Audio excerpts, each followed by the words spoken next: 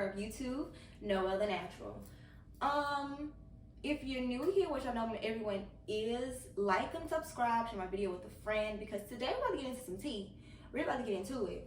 I asked on my Instagram and my Snapchat for people to send me in things they want to talk about relationship-wise, relationship advice, relationship problems, things of that nature. I searched through and I found 5 or 6 of the best ones I want to talk about on this channel. So we're not gonna wait. We're just gonna get right into it. I had to write them down on my notepad instead of my phone because like I need my phone to record. Don't look at my handwriting, please. It's ugly. But we ain't gonna waste no time. We're about to hop right into it. When I say right into it, I mean right into it. The first question that I want to answer is, why is it so hard for good guys to find a girlfriend? Personally, y'all might not want to answer this, and I don't really care, to be honest with you. Get out of that good guy mindset, like for real. You're never going to find a girlfriend just thinking that you're just the perfect guy. Like, let's be honest. No one is perfect. Everyone is good to a certain extent, yes. I don't really believe in the whole good guy, bad guy thing. It's just more so how you carry yourself. You have to be confident enough to think like, okay, maybe this one didn't work, but something will. You can't just keep saying like, I keep getting played because I'm a good guy. I keep getting played because I'm a good guy. Like, no, maybe it's something else that's you're not able to withhold. Maybe you think you're too much of a good guy and you keep running people away, trying to be the perfect guy. You can't just sit there and try to blame everything on like you being a good guy. It doesn't work like that. You literally have to sit back and think to yourself like, okay, this isn't working out with this person, this isn't working out with this person. Am I the issue? Am I the problem? Because sometimes y'all do be the problem and y'all don't want to admit to it. But yeah, with that, I'm going to say also, this generation doesn't really have some of the same morals and values like older generations have. And maybe you're one of those people who have those values and morals still from the older generations.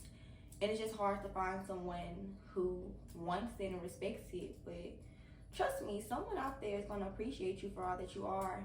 But don't also think that you're just losing girl after girl after girl just because you're a good guy. Maybe it's just something else. Yeah. Someone else asked me, how do I not lose interest? Now this one is interesting because I have so many things I could say about this. I'm gonna just say it. Everyone has like a short attention span, especially in this generation, like for real. I'm so easily distracted. I can be in class and like I know like I'm totally paying attention, but like nah, let me go see what this post looking like I just posted. Like it's horrible.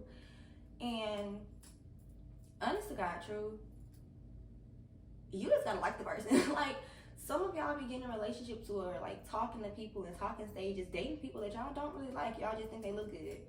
Stop dating people just because they look like your type. Having a type is horrible. Like that. Like for real. My bad. I almost cursed. But you have to actually want to know more about that person. And if this is from a person who's in like a long-term relationship, how do you not lose interest in a long-term relationship?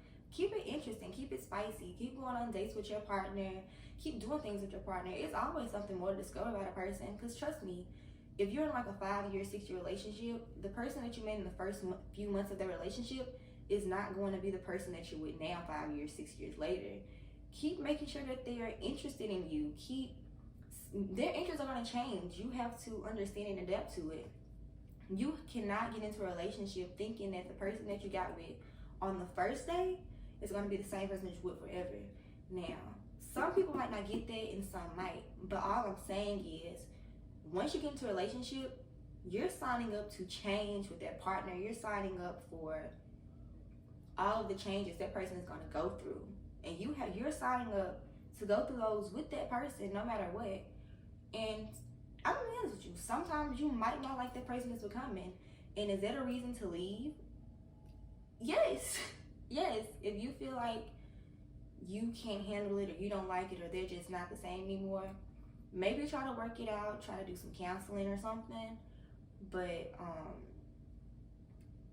yeah, sometimes it's just best to walk away.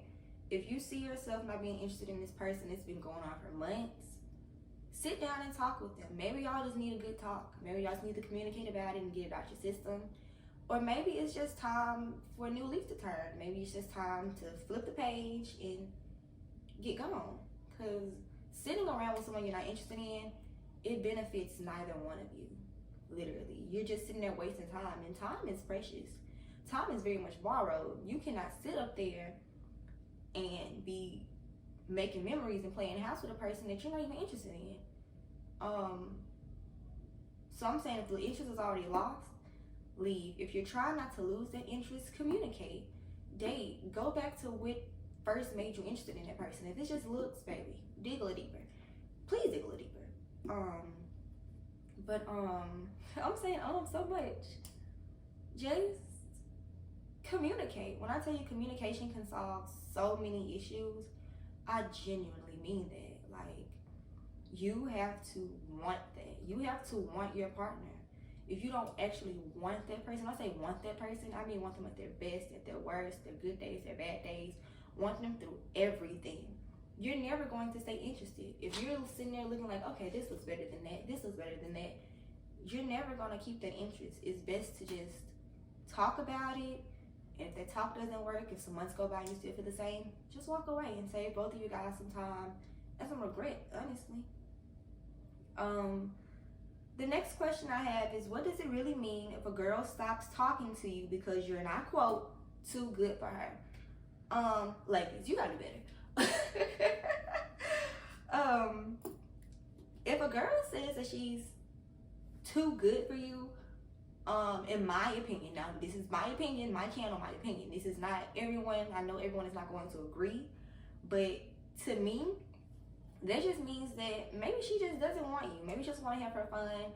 Maybe you're literally just in her mind too good for her. Some girls do have a hard time knowing their worth and knowing like, this guy's going to treat me like the queen that I am. I'm going to stay with him and choose something way different, because that's what they choose to do with themselves, because they feel that that's how they supposed to be treated.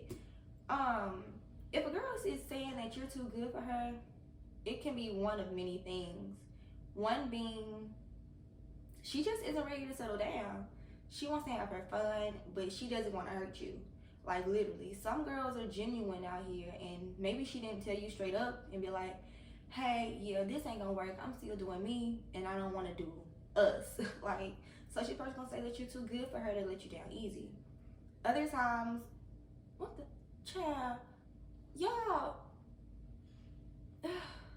Anyways, other times it's literally just because okay, y'all, I'm back. We had a few technical difficulties, but we got them worked out. So I don't know where I left off on the girl being you're too good for her, but I'm just gonna wrap it up and say, like, she's letting you down easy, big bro. Just take it and go and just chill. Just chill. Just vibes, man. Just vibe. My next question is how to keep a long distance relationship. I have personally been in a long distance relationship with my current partner. We went to 2 separate schools, so hours away. We only see each other every 2 weeks. That's long distance. We definitely had it way better than some others, because some people don't get to see each other for no more than like months at a time. Shoot, sometimes even a year. But my best advice on how to keep a long distance relationship is to continue dating your partner even though you're not physically with them. Like, if you only see each other for months at a time, plan virtual dates. Make time to get on the phone, to FaceTime, all of it. Like, it genuinely makes a big difference. It makes you still feel like you're connected with your partner, even though y'all can't physically be together. I've said it before in this video, I'm gonna say it again. Communication is key. You are not with your partner, you're not around your partner, so of course, keep your partner updated on what you're doing. Say if you're about to go work out and your workout's gonna take a certain amount of time, you don't have to be on your phone you work out. Just tell your partner, like, hey babe, I'm about to go work out, I'll text you when I'm done. I'll text you on my way back to the crib, on my way back to wherever you are. Like, it's literally that simple. If you know that you're about to be away from your phone for a certain amount of time because you're studying, because you're out with your friends, because you're doing you, literally just tell them. If they take it the wrong way, hey, y'all need to have another talk because y'all are long distance. What can they do about that? I'm pretty sure they want to have a long time as well. You still, even though you're long distance, you're still gonna want space from your partner. I'm definitely not saying be on the phone with your partner 24/7, have a tracking device on them when they call. It's like, nah, baby, you going a little too far. You a little off in the deep end. You don't need to be doing all that. If you feel like you have to do all of that with your partner, baby, leave them. Like, so many solutions to these issues can be done by just leaving. Stop wasting people's time. If you feel that you cannot be loyal to your partner in a long distance relationship, or vice versa, y'all need to just call it quits. Everyone is not built for long distance, and that's facts. Long distance is tough. If you're not going to be loyal and respect your partner, make time for your partner, and all of that within those times that y'all are apart, you do not need to be together during that time. Maybe try another time when y'all can be closer or something. But definitely still value your partner. Make your partner know that they're appreciated. Communicate and make time for each other. That is the only way a long distance relationship is going to last. And try to visit each other. I'm not saying visit each other yada yada yada. Like, whenever your money is right, whenever your mind is right, whenever the timing is right, make time for your partner. That's it, and that's all. And the last question I'm going to get into is, why is it so hard to leave a toxic person? Now listen, baby. Listen, I'm gonna keep it on book and I'm gonna keep it a bean. Half of y'all are with these toxic people because y'all don't love yourself. You can't love yourself if you still want to be with a person who's doing you dirty, who did you dirty time and time and time and time again. It doesn't work that way, babes. You are with a toxic person because you don't think that you deserve better. You don't think that you're meant to be treated correctly. You don't think that you're meant to be respected, to be loved, to be valued. And that's just facts. And don't get me wrong, some people have trauma bonds, and trauma bonds are hard to break. Some people have people who are the only people with them. Some people are being manipulated, and that is understandable. But for the people who notice the red flags, who understand time and time again, who can go to their friends and say, like, he did this, he did that, she did that, she did that, and still go back to them within the next week, within the next 2 weeks, y'all are the problem. Y'all don't want better for yourselves because you keep going back because you think things are going to change. Things are not going to change. If you have been with this person for years, and when I mean years, baby, even if it's just been months, you have to realize your worth at some point and realize that you deserve better, that you need better, that you cannot continue to do this. It just gets to a certain point where you get tired, and some people wait until they're tired to just finally walk away after that person has drained them and drained them and drained them for months and for years. And so much of that draining, so much of that hurt, so much of that pain and that heartache can be avoided if you're just honest with yourself and take the steps needed to make time to love yourself. All the time that you're putting into chasing that person, to going after that person, to being toxic with that person, you should really be putting that time into loving yourself, into finding out what you like to do and healing yourself. Because most of the time, people in toxic relationships, toxic situations, they stay in there because they aren't healed. And I don't know if this was just me, but some people try to heal the toxic person. You cannot do that. That is not your job. You cannot stick around waiting for a person to change. It's best to just walk away. Like I said, I'm gonna be saying you walk away a lot, but it's best to just walk away and let time tell. And when I say time tell is not like, okay, I'm not gonna text him for 2 weeks. I'm not gonna text for 2 weeks and text her and see if she changed. Baby, no. You know that person ain't changed. What?